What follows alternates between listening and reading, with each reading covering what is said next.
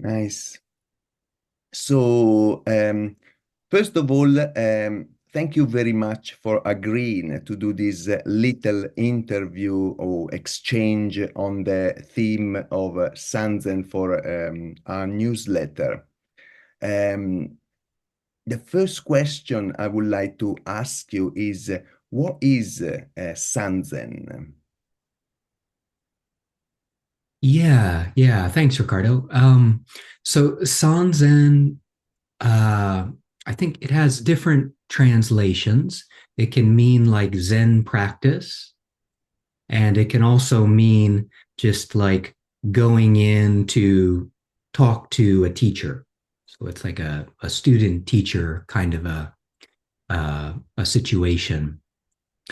And uh, it's a way of like checking in about your practice with somebody, um, checking in about what's coming up for you if you're working with a koan. Like if you have like an answer or response, you can share that with your teacher. And also you can just share about like what's coming up for you in your life during Sanzen.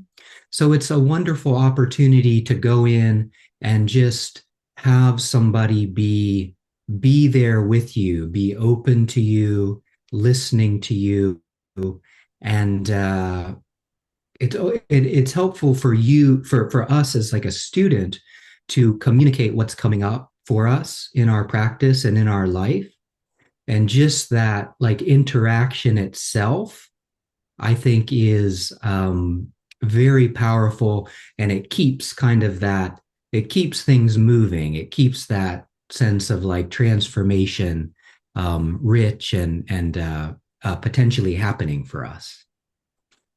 Amazing, amazing. Thanks for that. Um, Another question, what would you suggest, what would you advise to students attending Sanzen with the teacher in order to make the best use of this practice, of this meeting, of this tool that we have in our practice?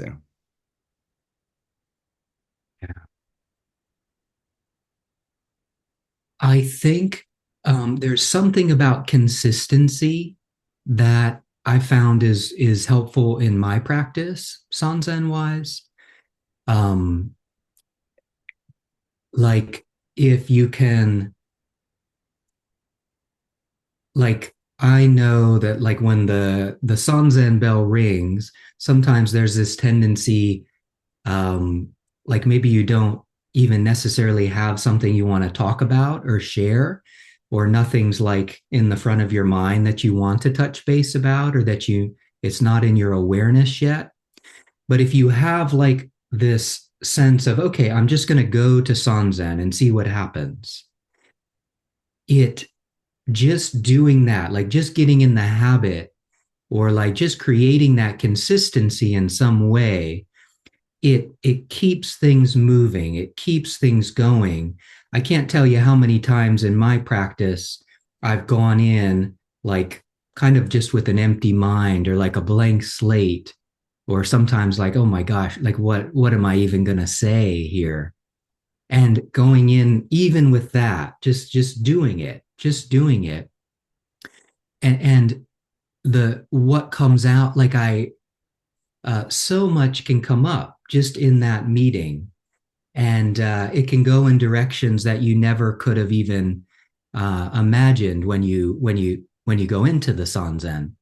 So I would say like thinking about sanzen as like a practice, doing it say like once a week or every other week, and like committing to doing that, and and it really, like, because you know that in a way you're going to be held accountable for what's coming up. I mean, not really, but there is a sense of like accountability, especially if you're working on a koan. It's like it transfers into your daily life as well. It's like, okay, well, I'm gonna talk to Daizan at this time, or I'm gonna talk to to Ricardo or something like that. It it's in your mind, it's in your being, and it helps you to stay with your practice during the lead up or during the times when you're not actually in Sanzen. So I think it's wonderful for accountability. It keeps us on track with our practice, and also just heading in there, um, being able to share what is coming up and in your life and in your practice, or even if you've got a totally open mind and you have no idea what to say, there's a potential for um, things to really beautiful things to come out of that too. So it's a great practice, and I think we can think about Sanzen as like our Sanzen practice. Thanks, thanks. Yes, amazing. Of course, of course. Um, have you got any personal, if you want to share it, of course, anecdote,